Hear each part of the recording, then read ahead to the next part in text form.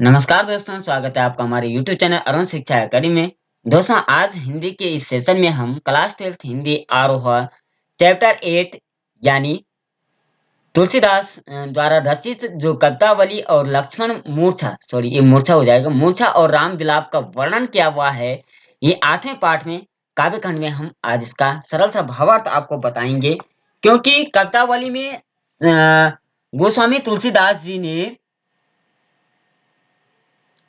किसवी किसान में उन्होंने दिखाया है कि संसार के अच्छे बुरे समस्त लीला प्रपंच का आधार पेट की आग का दारुण का गहन यथार्थ है, जिसका समाधान वे राम रूपी घनश्याम मेघ के कृपा जल से देखते हैं। इस प्रकार उनकी राम भक्ति पेट की आग बुझाने वाले यानी जीवन के यथार्थ संकटों को समाधान करने वाली है। उन्होंने इसमें किसान के जीवन को उद्धृत किया हुआ है कवितावली में।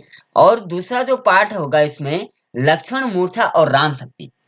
रामचरितमानस के लंका कांड में गृहस्थ लक्ष्मण की शक्ति बाण लगने का प्रसंग कवि की मार्मिक स्थलों की पहचान एक श्रेष्ठ नमूना है।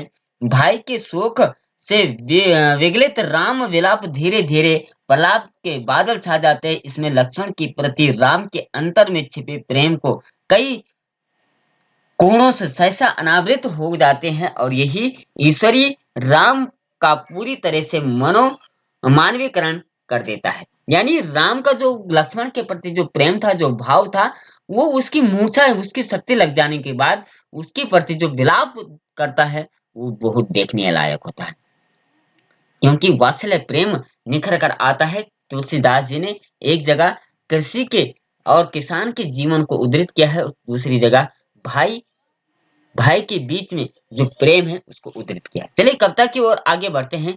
इससे पहले के सेशन अगर आपने नहीं देखे तो प्लीज प्लेलिस्ट में जा करके पहले के सेशन जरूर देख लें, क्योंकि वो बहुत इंपॉर्टेंट आपके लिए है।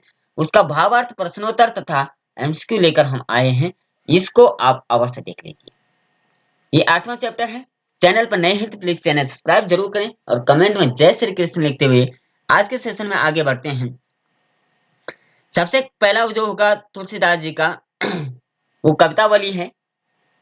इसमें क्या कहा, किसवी किसान कुल बनिक भिखारी भाट चाकर चपला नाट चोर चार चेटकी पेट को पड़त गुणत गुण गणत चढ़त गिरी अटत गहन गण अहन खटे अखेट की ऊंचे नीचे कर्म धर्म अधर्म करी पेट की पेट ही की पचित बोचत बेटा बेटी की तुलसी बुझाई एक राम घन श्याम ही ते आग बड़वाग्य ते बड़ी है आग पेट की। क्या कहा तुलसीदास ने? तुलसीदास जी कहते कि संसार में मजदूर किसान वर्ग व्यापारी भिखारी चरण नौकर चंचल नट चोर दूत बाजीगर आदि पेट भरने के लिए अनेक काम करते हैं। कोई पढ़ता है, कोई कई अनेक तरह की कलाएं सीखता है, कोई पर्वत को पर चढ़ता है तो कोई दिन भर गहन जंगल में शिकार की खोज में भटकता है। पेट भरने के लिए लोग छोटे बड़े कार्यों को करते हैं तथा धर्म अधर्म का विचार नहीं करते। पेट के लिए वे अपने बेटा बेटी को भी बेचैन में विवश कर देता है। तुलसीदास कहते हैं कि अब ऐसी आग भगवान राम रूपी बादल में ही बुझ सकती है, क्योंकि पेट की आग तो समुद्र की आग से भी भयंकर है। कहने का मतलब जो भी इस संसार में जीव है वो अपने ही पेट के लिए भरण पोषण कर रहे हैं, चाहे वो किसान हो, मजदूर हो, व्यापारी हो, भिखारी हो, चरण नौकर या अन्य कोई जीव हो, वो पेट भरने के लिए ही अपना जो है दूसरे का हनन भी कर रहा है। उसे दिखा अच्छा बुरा कुछ नहीं दिखा रहा, पाप पुण्य कुछ नहीं दिख रहा, बस अपने पेट भरण में लगा हुआ है, पैसा कमाने में लगा हुआ है।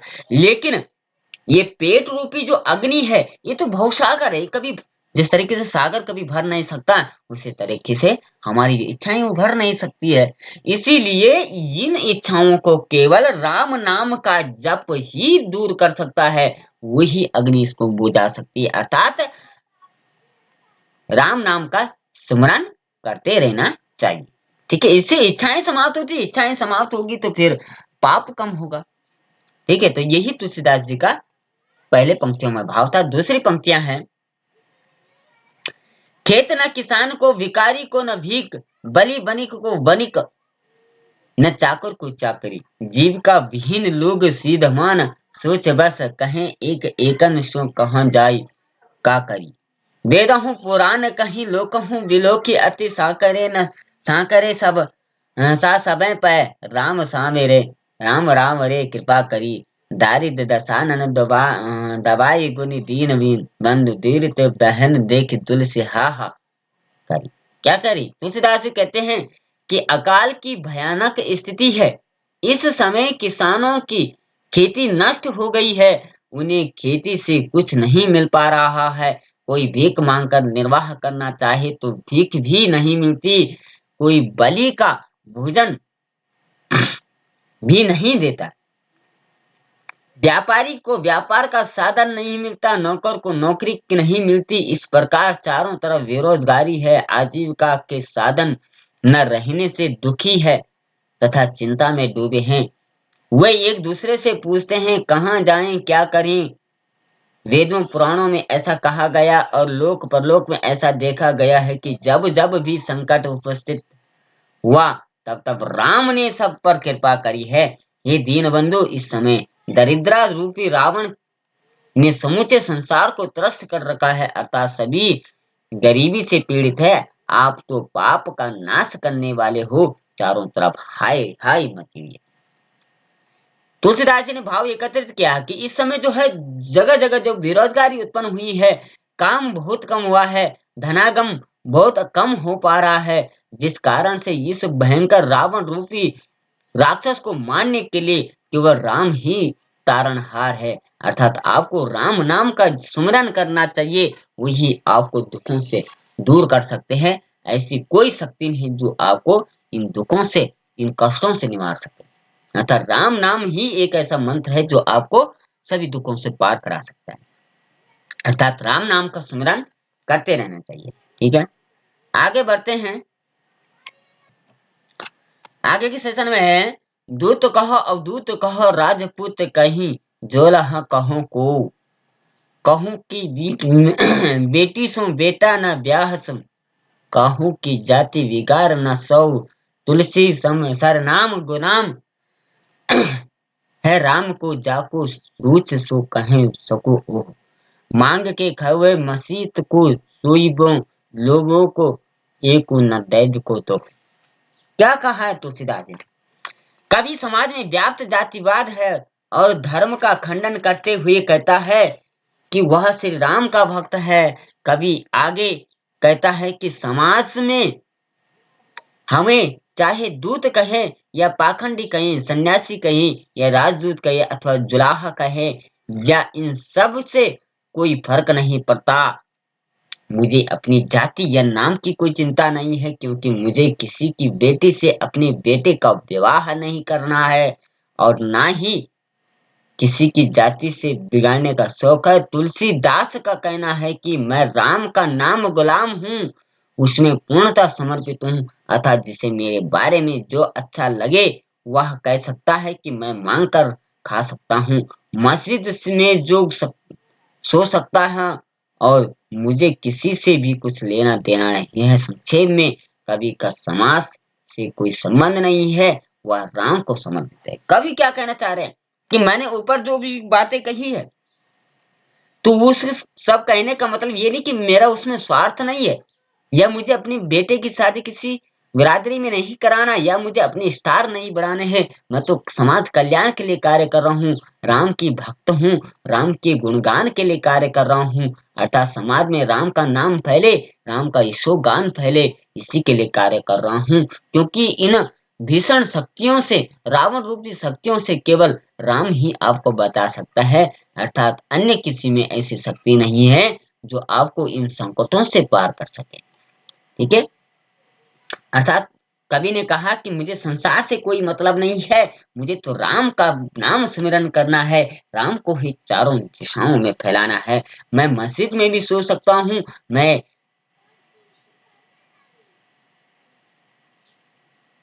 मैं जो हूँ गुरुद्वारे में भी रह सकता हूँ, मैं चर्च पे भी रह सकता हूँ, मैं तो चारों तरफ हूँ, चारों दिशाओं में, अर्थात मुझे किसी प्रकार का भय नहीं। तो ये थी कवितावली से, ठीक है। किसान जीवन, मजदूर जीवन को जो है उन्होंने भाव उद्धृत किया है कि किस प्रकार से जो है उनके जीवन में संकटों का पहाड़ टूटता है और किस तरीके से वो अपने आप को बांधे रहते हैं।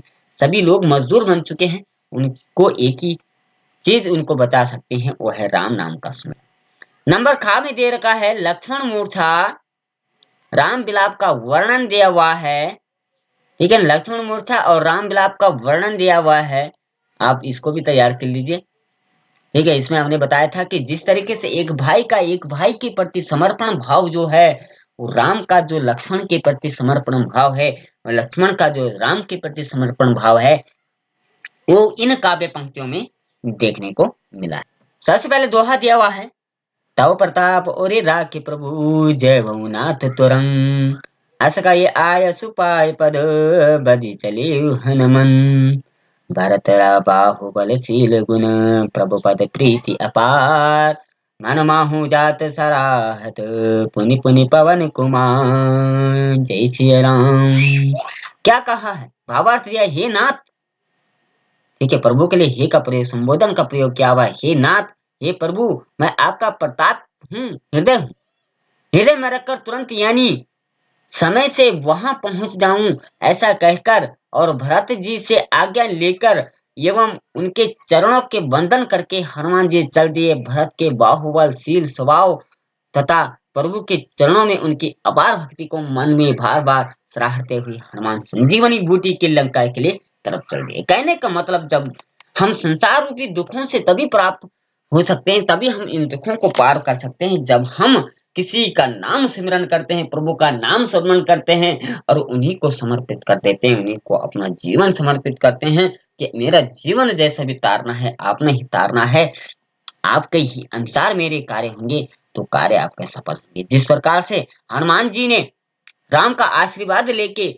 संजीवनी लेने चले गए, ना संजीवनी का पता था, ना ऐसा पता था कि कहाँ मिलती कैसी होती, केवल आशीर्वाद लेके चल दिए, राम नाम का सुमिरन करते हुए चल दिए और उन्हें संजीवनी भी प्राप्त होगी, उन्हें बड़ा सा पर्वत भी उठा कर ला दिया। तो इसका मतलब यह है कि भक्ति में ही शक्ति है। जब हम किसी की भक्ति करते हैं तो हमारा जीवन इस सुगान से भर जाता है, हमारे जीवन के संकट जो है हमेशा समाप्त हो जाते हैं। इसलिए प्रभु की भक्ति करते रहना चाहिए। आगे है, आगे दिया है, वह राम लक्ष्मणी निहारी, बोले वचन मनुज अनुसारी, अर्ध रात गए कपि नहीं आयहु, राम उठाए अनुज कर लायम, संगम उदगत देखे मोहि काऊ, बंधु सदा तब मृदल स्वभाऊ, मम हित लागे तजेऊ पितु माता, सजेऊ विपिन हित आतप बाता, सो अनुराग कहाँ अब भाई, उठऊ न सुनी मम बचवे कलाई, जौ जानते सुन बंद बिछोहु, पितु वचन मनते न हो। क्या कहा है बाबा, हनुमान जी चल दिए संजीवनी लेने के लिए। वहां राम ने अपने बेटे, अपने छोटे भाई लक्ष्मण को मूर्छित देखा तो एक सामान्य मानव ने के समान विलाप करने लगे। भाव यह है कि लक्ष्मण की मूर्छा के कारण राम अत्यधिक व्याकुल हो चुके हैं, इसलिए वे एक साधारण मानव के समान रोने लगे, विलाप करते हुए कहते हैं कि आधी रात व्यतीत हो चुकी है परंतु हनुमान अभी तक नहीं आए। राम ने अपने छोटे भाई लक्ष्मण को अपनी छाती से लगा लिया और विलाप करते हुए कहने लगे कि तुम्हारा स्वभाव तो इतना कोमल था कि तुम मेरे दुख को देख नहीं सकते, तुमने हमेशा दुख में मेरा साथ दिया, मेरे लिए अपने माता पिता का त्याग किया और वन में रहते सर्दी गर्मी तूफान का सहन किया। भाव यह है कि लक्ष्मण ने अयोध्या नगरी की सुविधा पूर्ण जीवन त्याग कर वनवास में राम का साथ दिया। श्री राम कहते हैं कि भाई मेरे प्रति तुम्हारा वह स्नेह कहाँ चला गया, तुम मेरे व्याकुल वचनों को सुनकर क्यों नहीं उठ रही हो। यदि मुझे पता होता कि एक में अपने भाई से मेरा वियोग हो जाएगा, पिता की आज्ञा कभी नहीं मानता, भाव यह है कि राम लक्ष्मण का वियोग क्षण भर के लिए सहन नहीं कर सकता, क्योंकि राम जो है अपने भाई से अत्यधिक प्रेम करते हैं। जिस भाई ने अपना सुख त्याग करके राम की सेवा में चला गया, उस भाई के प्रति भी राम का प्रेम ऐसा उद्रित हो रहा है, वो मानो भगवान नहीं सामान्य मनुष्य जिस तरीके से विलाप करता है, रोता है, बार बार कह रहा है कि हनुमान अभी तक क्यों नहीं आए, इतनी देर हो चुकी है, तुम संजीवनी लाई नहीं लाए। बार बार राम जी अपने आप को कोस रहे हैं कि क्यों मैंने इनको लाया, ना मैं पिता की आज्ञा मानता, ना मैं वनवास आता, न ही आज लक्ष्मण मूर्छित होता। तो कहने का मतलब भ्रातृ प्रेम जो है वो ईश्वरों से ही देख कर मिलती है। ईश्वर भी भक्ति के भूखे हैं, भक्ति भाव से मिले हुए हैं। अगर हम उसको जिस रूप में देखते हैं उसी रूप से हमें प्राप्त होती है। ठीक है, जरूर नहीं कि हम भगवान के रूप में देख रहे हैं, हम मित्र के रूप में, भाई के रूप में उसको देख सकते हैं, वो हमें उसी रूप में प्राप्त हो सकते हैं।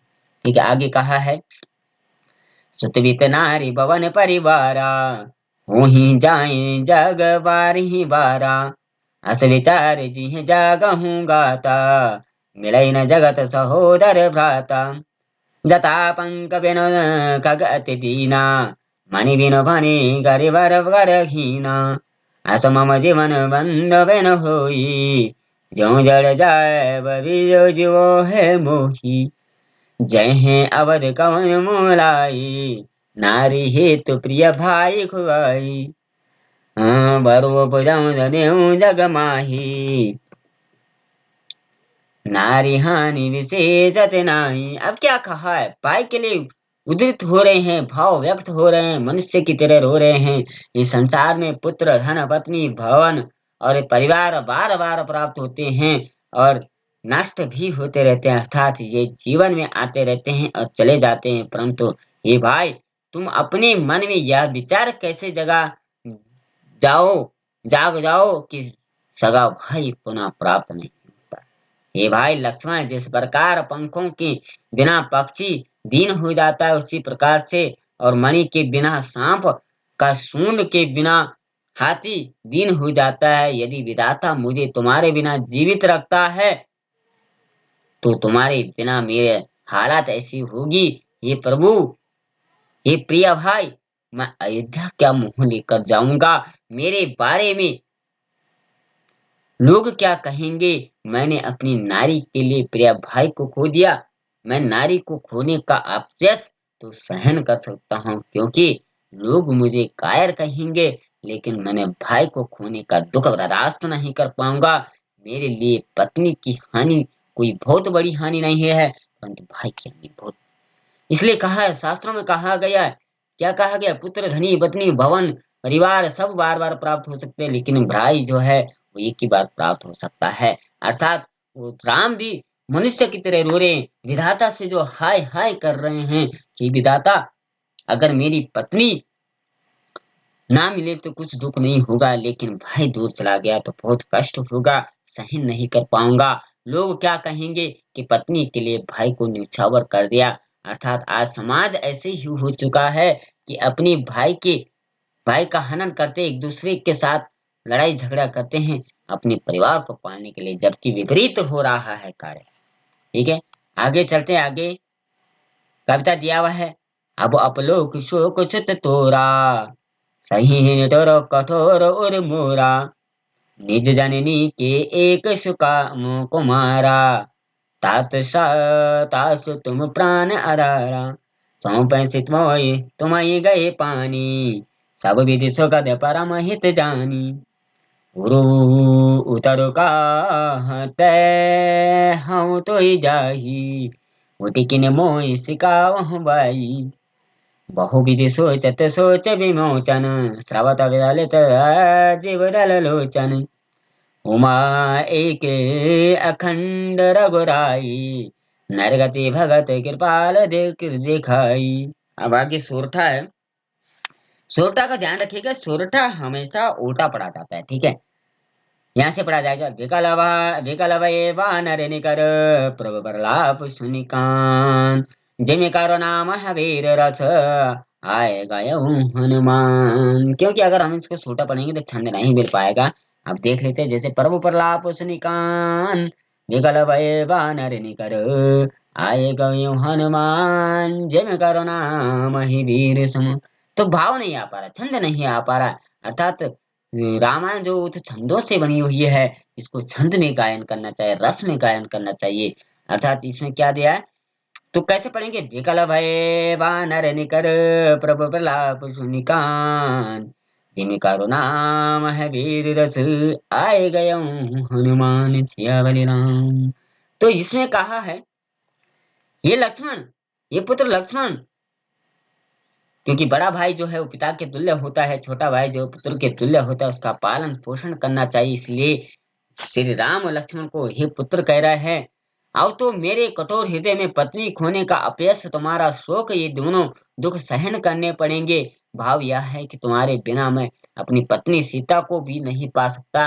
ये भाई, तुम अपनी माता के एक ही पुत्र हो और उसके प्राणों के आधार हो। तुम्हारी माता सुमित्रा ने सब प्रकार से तुम्हारा सुख और कल्याण समझकर तुम्हारा हाथ मेरे हाथों में सौंपा था। अब तुम ही बताओ कि मैं लौटकर उन्हें क्या उत्तर दूंगा। हे भाई, तुम उठकर मुझे समझाते क्यों नहीं। इस प्रकार सांसारिक प्राणियों की चिंता को दूर करने वाले राम स्वयं अनेक चिंताओं में डूब गए हैं। कमल के समान उनके विशाल नेत्रों से आंसू टपकने लगे। इस प्रकार कथावाचक शिवजी ने पार्वती से कहा कि जो राम स्वयं परिपूर्ण और अनंत हैं, वे ही अपने भक्त को कृपा करके नर लीला दिखा रहे हैं। भले ही वे विष्णु के अवतार हैं, लेकिन इस समय वे सामान्य मानव के समान आचरण कर रहे हैं। प्रभु श्री राम के विलाप को सुनकर वानरों का समूह दुख से अत्यधिक व्याकुल हो गया। उसी क्षण में हनुमान जी अचानक ऐसे प्रकट हुए जैसे करुण रस में बेर रस प्रकट हो जाता है। भाव यह है कि हनुमान आते हैं और शोक का वातावरण वेता में बदल जाता है। कहने का मतलब चारों तरफ जो है शोक डूब रहा है। राम कह रहे हैं कि हे पुत्र, अब तो मुझे दोनों का दुख हो रहा है। पत्नी भी ना रही, पत्नी भी प्राप्त नहीं कर पाऊंगा, अगर तुम नहीं रही तो सीता को भी कैसे प्राप्त कर पाऊंगा। और सबसे बड़ा दुख ये है कि तुम्हारी माता को मैं क्या जवाब दूंगा, सुमित्रा माँ को मैं क्या जवाब दूंगा, क्योंकि तुम माँ की एक ही संतान हो जिन्होंने मुझे सौंपा, तुमको मेरे हाथों में सौंपा हो, क्या मुंह लेकर के जाऊंगा। अर्थात राम भगवान होते हुए भी वो भी दुख से चिंताओं में डूबे हुए हैं। अर्थात चिंता एक ऐसी चीज है जो किसी को नहीं छोड़ सकती, ईश्वर को तक नहीं छोड़ती। राम खुद व्याकुल हो गए, चिंता में डूब गए, उनके कमल जैसे नेत्र जो है उनसे आंसू बहने लगे। तो इसीलिए जिनको हृदय को दे करके वानर भी विलाप करने लगी, चारों तरफ जो है वो करुण रस बह रहा है। तभी अचानक से जो है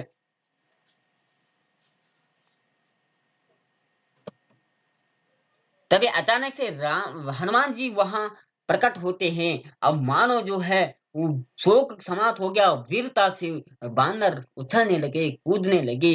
अब प्रभु से लक्ष्मण जो है जीवित हो पाए, ये भाव प्रकट हो रहे थे। आगे देखते हैं,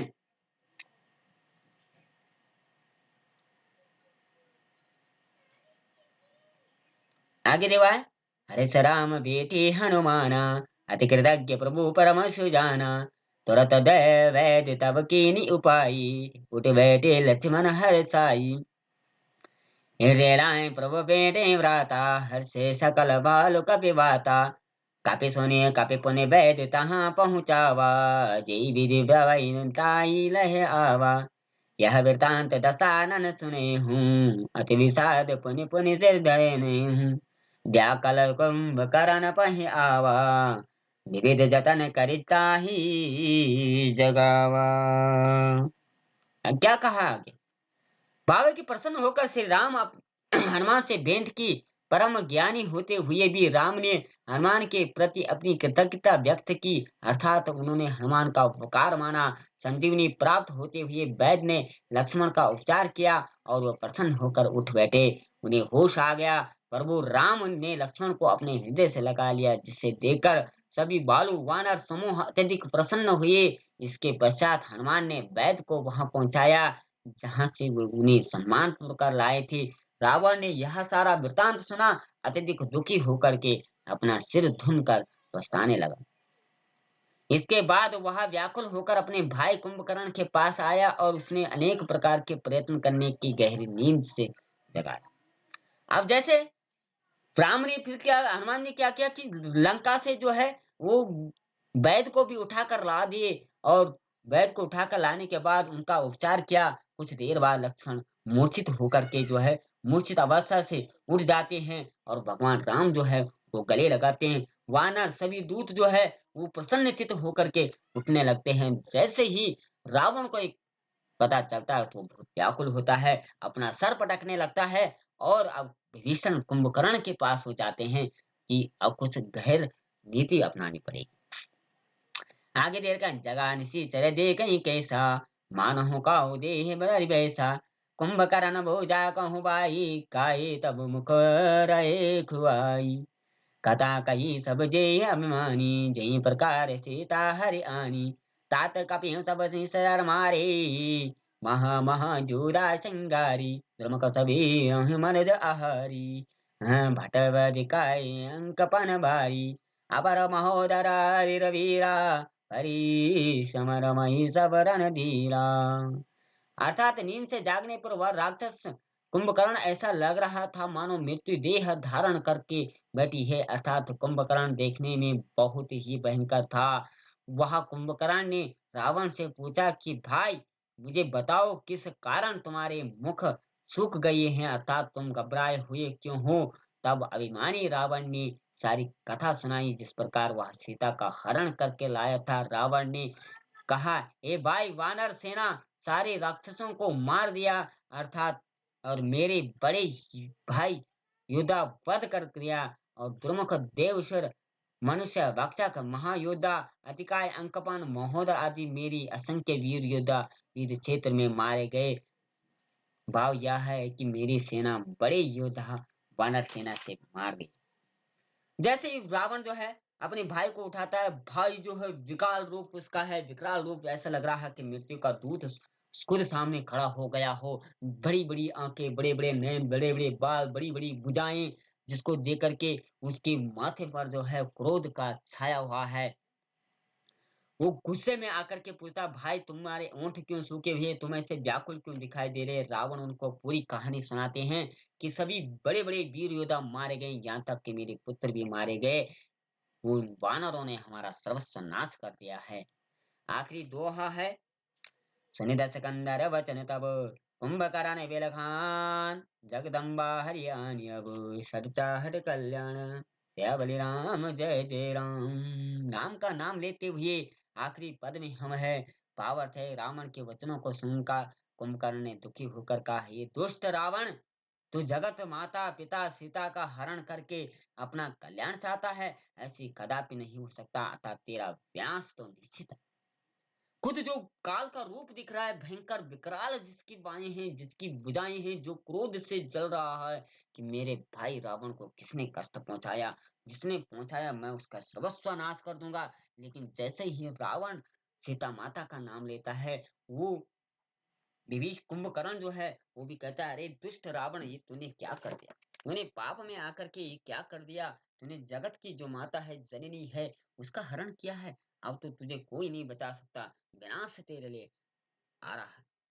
तो अब उसका खुद ही उसका भाई ऐसा कह रहा है, तो फिर रावण कुछ देर सहम जाता है, लेकिन फिर आतंक उसके सामने आ जाता है। तो कुल मिलाकर के ये तुलसीदास कृत जो है लक्ष्मण मूर्छा और राम विलाप तथा कवितावली का हमने गायन किया। आशा इसका भावार्थ आपको पसंद आया होगा। इसके प्रश्नोत्तर भी हम जल्दी आपके सामने लाएंगे, इसके एमसीक्यू भी हम आपके सामने लाएंगे। अगर वीडियो अच्छा लगा, चैनल अच्छा लगा, लाइक शेयर कमेंट और सब्सक्राइब जरूर करें और पहले की सेशन भी प्लेलिस्ट में जाकर के जरूर देखें। कल फिर मिलते हैं।